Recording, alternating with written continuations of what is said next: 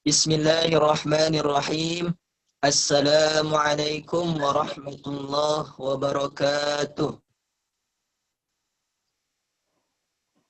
Alhamdulillahi rabbil alamin. Wassalatu wassalamu ala asrafil anbiya'i wal mursalin. Muhammadin khatamin nabiyyin wa ala alihi wa sahbihi ajma'in.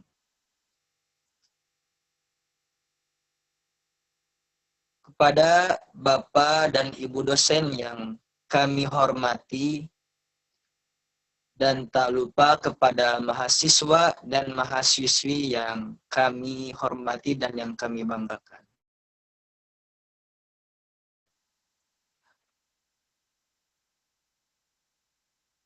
Alhamdulillah, kita semua bisa bertatap muka secara online. Insya Allah, kami dari kelompok 9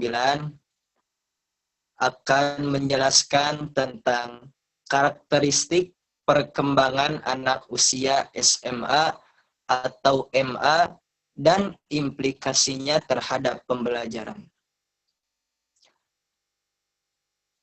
Yang pertama yaitu tentang karakteristik perkembangan peserta didik SMA atau MA, insya Allah yang akan dijelaskan oleh Saudara Diki Triana.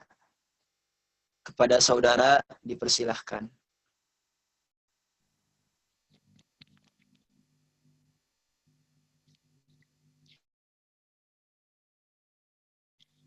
Baik, terima kasih kepada moderator yang sewaktunya kepada saya, dan insya Allah di sini saya akan menjelaskan dan mengkaji tentang karakteristik perkembangan peserta didik, khususnya pada usia pada jenjang SMA atau MA, yang mana karakteristik perkembangan fisik pada peserta didik SMA ini meliputi beberapa karakter. Yang pertama, karakter fisik, yang kedua, karakter kognitif, yang ketiga, karakter bahasa, kemudian yang keempat, karakter moral, kelima, emosi, dan yang keenam, sosial. Namun di sini saya akan mengkaji 3 poin pertama. Nah, pada karakteristik perkembangan peserta didik SMA ini, yang pertama adalah karakter fisik, yang mana perubahan fisik di sini selama masa remaja akhir khususnya dibagi menjadi 2 tahap. Yang pertama ada perubahan internal, kemudian yang kedua perubahan eksternal. Nah, perubahan internal yaitu perubahan yang terjadi dari dalam organ tubuh remaja dan tidak tampak dari luar. Yang mana perubahan internal ini meliputi beberapa aspek. Yang pertama sistem pencernaan, kemudian yang kedua sistem peredaran darah, yang ketiga sistem pernapasan, dan yang keempat sistem endokrin. Yang pertama sistem pencernaan. Pada sistem pencernaan ini meliputi beberapa ciri. Yang pertama, perut menjadi lebih panjang dan tidak lagi terlampau berbentuk pipa. Kemudian usus bertambah panjang dan bertambah besar. Otot-otot di perut dan dinding-dinding usus menjadi lebih tebal dan kuat. Kemudian hati pun bertambah berat dan kerongkongan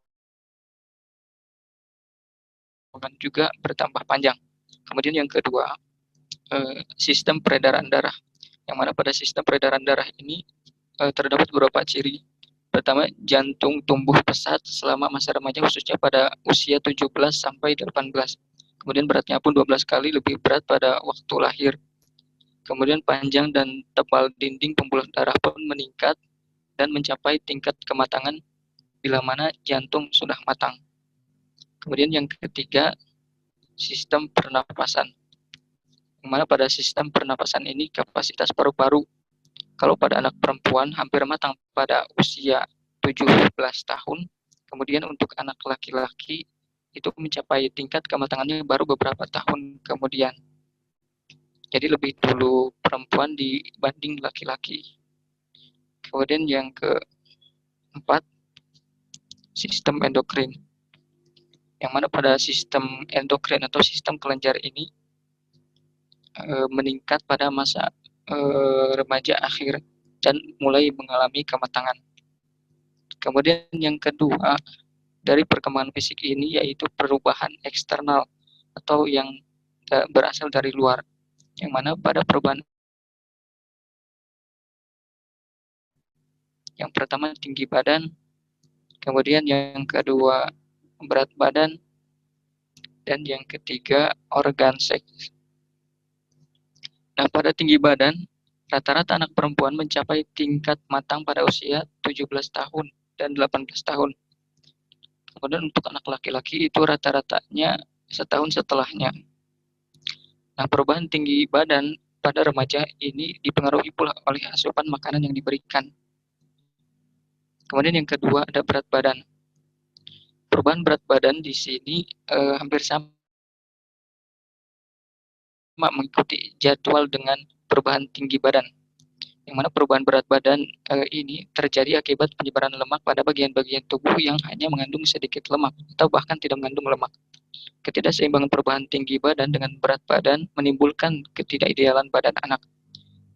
Kemudian jika perubahan tinggi badan lebih cepat daripada berat badan, maka bentuk tubuh anak menjadi jangkung atau tinggi kurus. Kemudian sedangkan jika perubahan berat badan itu lebih cepat daripada perubahan tinggi badan, maka bentuk tubuh anak menjadi gemuk. Kemudian yang ketiga, organ seks. Nah, baik laki-laki maupun perempuan, organ seks mengalami ukuran matang pada akhir masa remaja. Jadi pada masa akhir remaja ini, organ seksnya mulai mengalami kematangan. Ciri-ciri tersebut antara lain ditandai dengan tumbuhnya kumis dan jakun itu kalau pada laki-laki, sedangkan untuk perempuan itu baru ditandai dengan membesarnya payudara dan yang lainnya.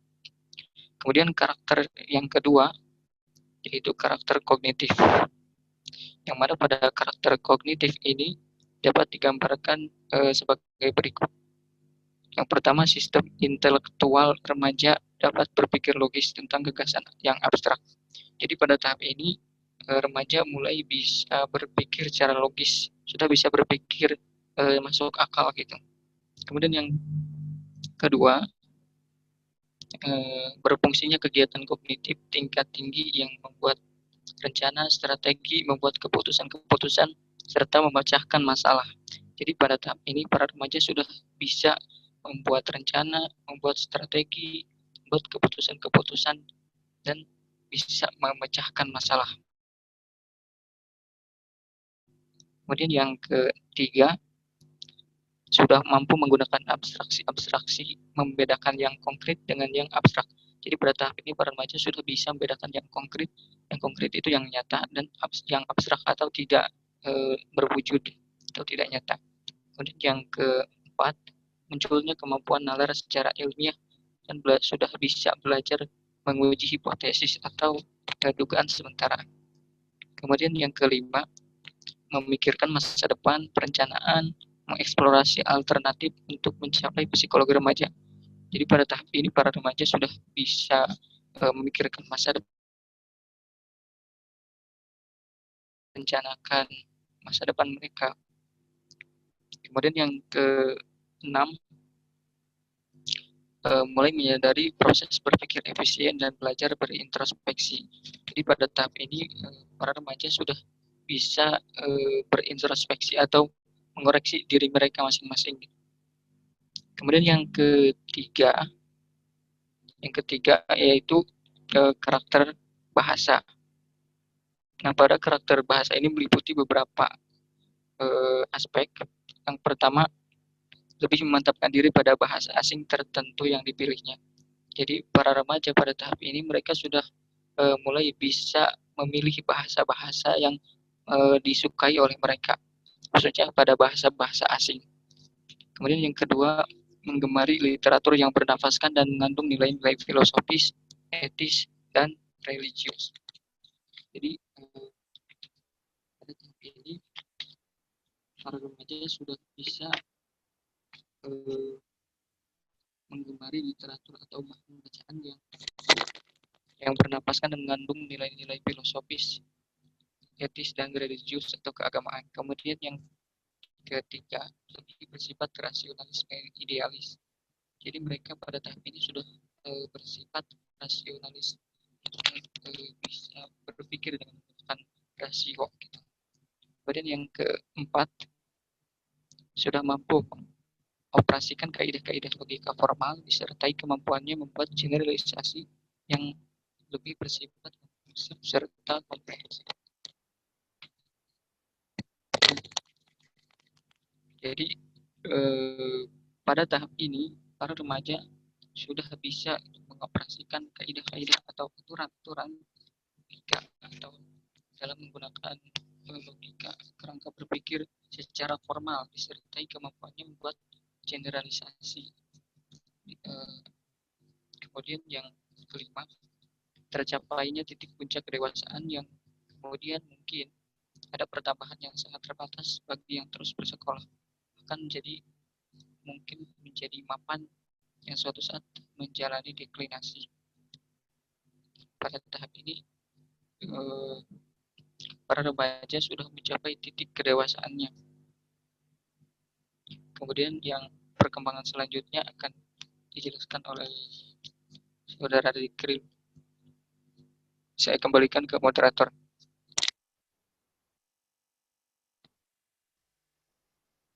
Terima kasih kepada Saudara Diki Triana yang telah memberikan ilmu kepada kita semua. Selanjutnya penjelasan dari saya sendiri insya Allah. Saya akan melanjutkan pembahasan dari Saudara Diki, yaitu karakter moral.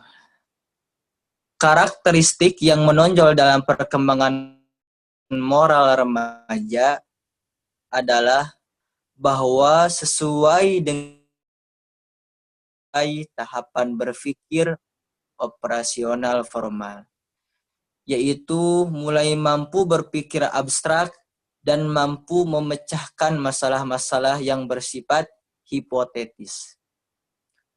Maka pemikiran remaja terhadap suatu permasalahan tidak lagi hanya terikat pada waktu, tempat, dan situasi, tetapi juga pada sumber moral yang menjadi dasar hidup mereka. Melalui pengalaman atau berinteraksi sosial dengan orang tua, guru, teman sebaya, atau orang dewasa lainnya, tingkat moralitas remaja sudah lebih matang jika dibandingkan dengan usia anak.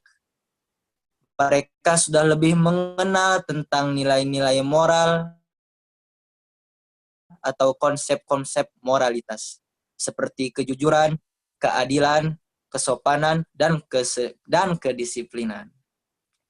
Pada masa ini muncul dorongan untuk melakukan perbuatan-perbuatan yang dapat dinilai baik oleh orang lain. Remaja berperilaku bukan hanya untuk memenuhi kepuasan fisiknya, tetapi psikologis atau rasa puas dengan adanya penerimaan dan penilaian positif dari orang lain tentang perbuatannya. Yang kelima yaitu karakter emosi. Pada masa ini, tingkat karakteristik emosional akan menjadi drastis tingkat kecepatannya.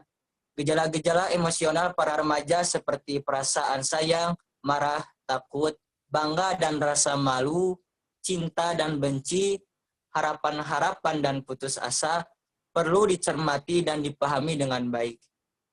Sebagai calon pendidik dan pendidik kita harus mengetahui setiap aspek yang berhubungan dengan perubahan pola tingkah laku dalam perkembangan remaja, serta memahami aspek atau gejala tersebut sehingga kita bisa melakukan komunikasi yang baik dengan remaja. Perkembangan pada masa SMA atau remaja merupakan suatu titik yang mengarah pada proses dalam mencapai kedewasaan. Meskipun sifat anak-anak akan sulit dilepaskan pada diri remaja karena pengaruh didikan orang tua. Ada perubahan-perubahan yang bersifat universal pada masa remaja, yaitu meningginya emosi yang intensitasnya bergantung pada tingkat perubahan fisik dan perubahan tubuh.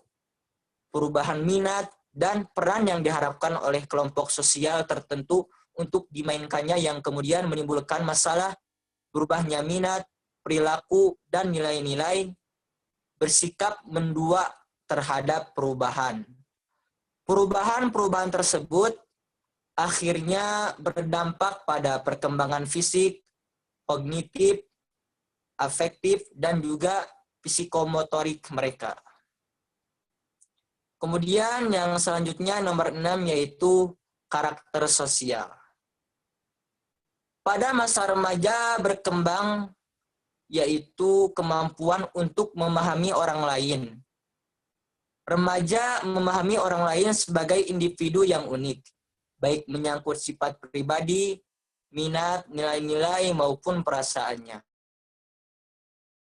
Berkembang sikap yaitu kecenderungan untuk menyerah atau mengikuti opini, pendapat, nilai, kebiasaan, kegemaran, atau keinginan orang lain. Apabila kelompok teman sebaya yang diikuti menampilkan sikap dan perilaku yang secara moral dan agama dapat dipertanggungjawabkan, maka kemungkinan besar remaja tersebut akan menampilkan pribadinya yang baik. Sedangkan apabila kelompoknya itu menampilkan dan perilaku yang melecehkan nilai-nilai moral, maka sangat dimungkinkan remaja akan melakukan perilaku seperti kelompoknya tersebut. Selanjutnya, yaitu tentang implikasi perkembangan remaja terhadap pembelajaran. Insya Allah yang akan dijelaskan oleh saudara Alvin Khalil. Kepada saudara, dipersilahkan.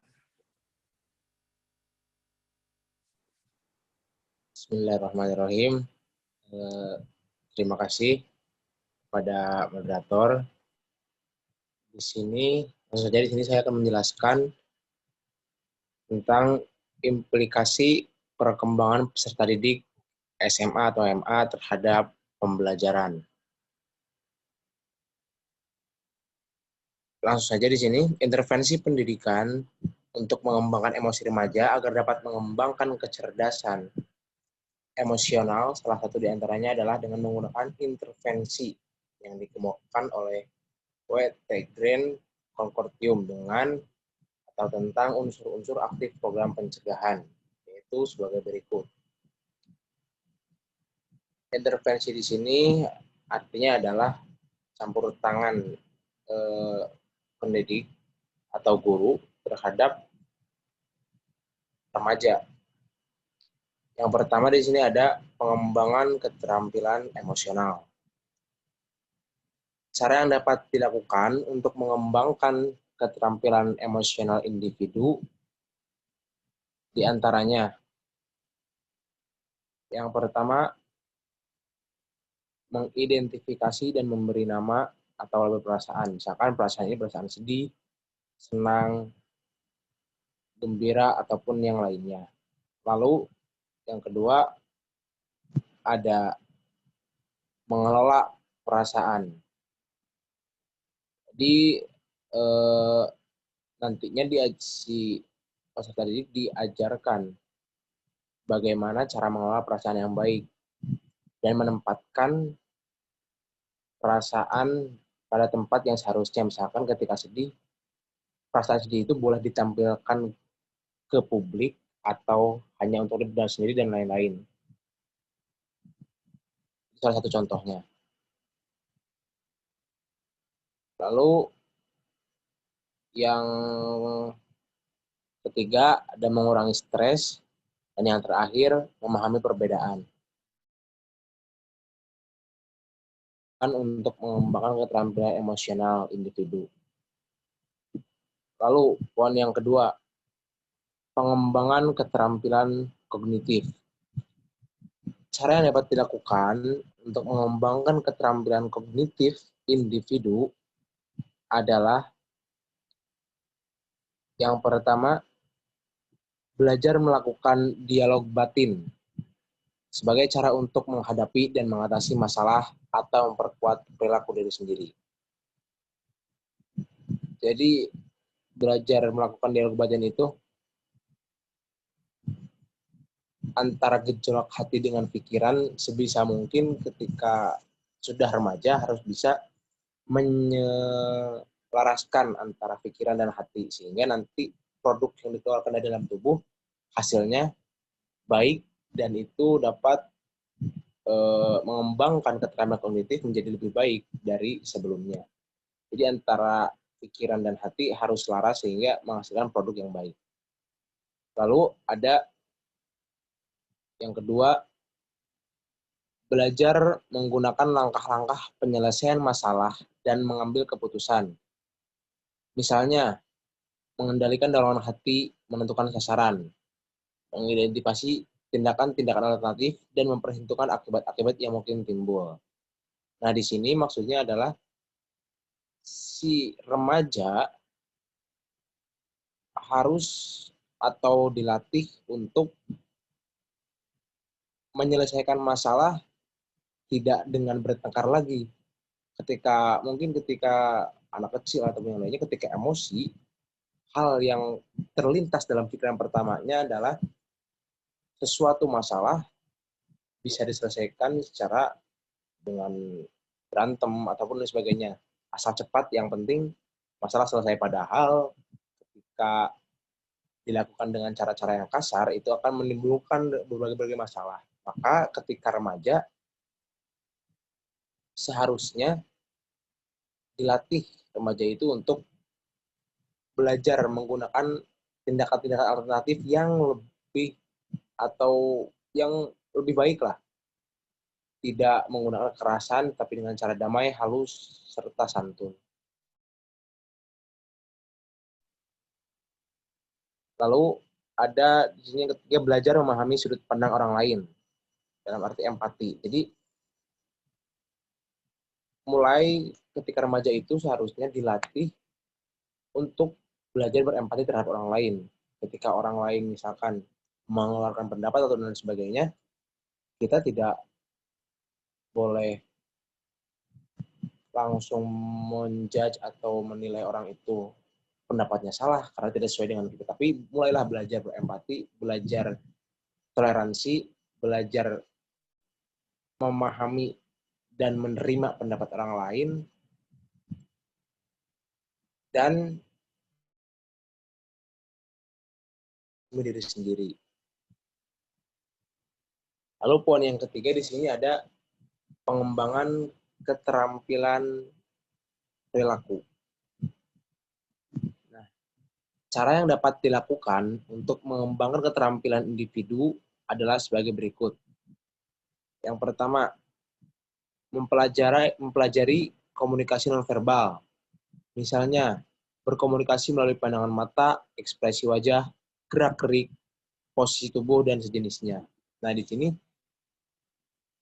remaja itu harus sudah bisa dan dilatih untuk mempelajari komunikasi verbal dengan ekspresi wajah, misalkan ekspresi wajah sedih. Nah, berarti kita ada bisa setidaknya menilai bahwa orang itu sedang sedih. Kita sebagai remaja harus bisa mengenali situasi dan kondisi di sekitar kita. Ketika orang itu sedih, apa yang harus kita lakukan? Ketika orang itu senang, apa yang harus kita lakukan? Sehingga nanti tidak terjadi diskomunikasi atau miskomunikasi antar diri pribadi dengan orang lain. Lalu yang kedua, ada belajar mengembangkan kesadaran diri. Bagaimana belajar mengembangkan kesadaran diri? Caranya adalah, yang pertama, mengamati sendiri dan mengenali perasaan sendiri. Kita dituntut untuk bisa mengenali dan memahami, oh apa yang kita rasakan nih, sehingga nanti produk-produk yang keluar itu yang baik-baik saja, yang sehingga tidak menimbulkan kerugian untuk orang lain. Lalu ada menghimpun kosakata untuk mengungkap perasaan, serta memahami hubungan antar pikiran, perasaan, dan respon emosional. Nah, di sini remaja dituntut untuk bisa si kata-katanya itu ketika keluar dari mulut pribadi sendiri tidak menimbulkan kerugian terhadap orang lain. Maka dari itu antara emosional hati dengan pikiran harus bisa diselaraskan. Sehingga nanti yang timbul adalah produk-produk positif yang tidak menimbulkan kerugian dan kebencian dari orang lain. Yang ketiga, ada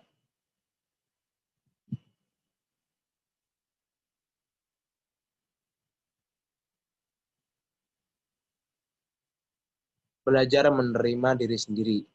Nah, bagaimana ini caranya? Caranya adalah merasa bangga dan memandang diri sendiri dari sisi positif,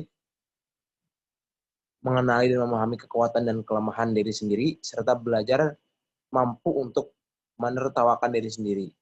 Nah, di sini mungkin kalau bahasa itu qanaah ya. Jadi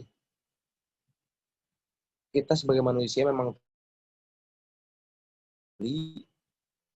diri kita gali, apa kekurangan kita, apa kelebihan kita, sehingga nanti ketika ada orang lain yang lebih dari kita atau bisa mengungguli kita, ataupun maaf rendah dari kita tidak menjudge atau menilai orang itu lebih rendah, orang itu lebih tinggi, sehingga nanti kita menilai sendiri, oh diri kita jelek nih, seperti nah, jangan seperti itu. Kita harus pede terhadap diri sendiri dengan cara yang tadi, mengenali kekurangan dan kelebihan diri sendiri. Sehingga nantinya kita kembangkan apa kelebihan kita dan kita koreksi kekurangan-kekurangan dari diri kita. Mungkin cukup sekian penjelasan dari saya tentang implikasi perkembangan peserta didik SMA atau MMA terhadap pembelajaran. Untuk selanjutnya, diserahkan kembali kepada moderator.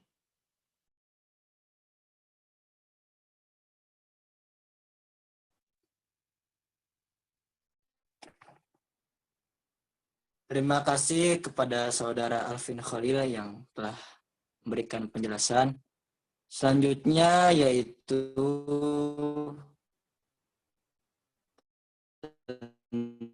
tentang tugas perkembangan masa remaja yang insya Allah akan dijelaskan oleh Saudara Dani Muharram. Pada saudara dipersilahkan.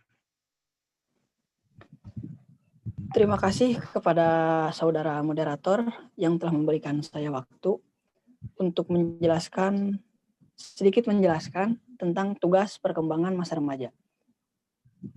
Tugas perkembangan masa remaja yang pertama yaitu mencapai hubungan yang lebih matang dengan teman sebaya. Sebagai contoh dalam pembelajaran yaitu ketika di kelas anak-anak SMA ya menggunakan forum diskusi yang mana diskusi tersebut dapat menjadikan orang-orang yang ada di kelompok tersebut aktif gitu. Baik itu aktif bertanya atau aktif menjawab. Poin kedua yaitu mencapai peran sosial, baik itu wanita atau pria. Poin ketiga yaitu menerima keadaan fisik dan menggunakannya secara efektif. Poin keempat, remaja harus bisa mencapai kemandirian emosional dari orang tua dan orang dewasa lainnya. Poin selanjutnya yaitu mencapai jaminan kemandirian ekonomi. Selanjutnya, memilih dan mempersiapkan karir. Poin selanjutnya, mempersiapkan pernikahan dan hidup berkeluarga. Atau membekali diri dengan ilmu, mental, fisik, dan finansial. Mungkin ketika kita di tahap remaja ya, cukup dengan mempersiapkan ilmu, mental, dan fisik. Kalau finansial mungkin lebih ke arah nanti ya ketika setelah menikah. Selanjutnya, mengembangkan keterampilan intelektual dan konsep-konsep yang diperlukan bagi warga negara, dan yang terakhir mencapai perilaku yang bertanggung jawab secara sosial. Mungkin cukup sekian dari saya. Mohon maaf apabila banyak kekurangan. Selanjutnya saya berikan lagi kepada moderator. Terima kasih kepada Saudara Dani Muharram yang telah memberikan penjelasan kepada kita semua. Jadi kesimpulannya yaitu karakteristik siswa yang akan menempuh program pembelajaran perlu diketahui oleh guru untuk memudahkan dalam menentukan tujuan, metode, dan media pembelajaran, serta materi pelajaran yang akan digunakan untuk memfasilitasi proses belajar siswa. Karakteristik tersebut meliputi beberapa aspek, di antaranya karakter fisik, kognitif. Aspek ini merupakan karakteristik yang fundamental sekaligus ikut memengaruhi keberhasilan siswa dalam menempuh aktivitas pembelajaran di kelas. Perhatian yang seksama tentang karakteristik peserta didik pada dasarnya dapat membantu guru untuk menciptakan program pembelajaran yang efektif, efisien, dan menarik. Pemahaman tentang karakteristik peserta didik juga akan memudahkan guru untuk memperoleh gambaran yang menyeluruh tentang siswa yang akan menempuh program pembelajaran. Mungkin sekian dari kelompok 9. Mohon maaf apabila ada kesalahan dari penjelasan atau perbuatan atau dalam pembicaraan yang kurang jelas dan lain-lain. Mohon maaf sebesar-besarnya kepada Bapak, Ibu dosen, dan mahasiswa dan mahasiswi. Syukron ala ihtimamikum.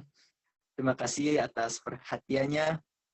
Wassalamualaikum warahmatullahi wabarakatuh.